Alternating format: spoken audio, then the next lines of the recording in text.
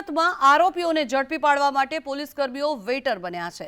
Waiter બની પોલીસકર્મીએ આરોપીને ઝડપી પાડ્યો। સુરતની ઈચ્છાપુર પોલીસનું આ નાટ્યાત્મક ઓપરેશન સામે આવ્યું છે। લોજિસ્ટિકનો માલ લઈને ફરાર થયેલા આરોપીઓને ઝડપી પાડવામાં આવ્યા। ડ્રાઈવર મોરબીના શ્રીજી લોજિસ્ટિકનો માલ લઈને ફરાર થઈ રહ્યો હતો, જે દરમિયાન પોલીસ દ્વારા વેઇટર બનીને આ આરોપીને ઝડપી પાડવામાં આવ્યો છે।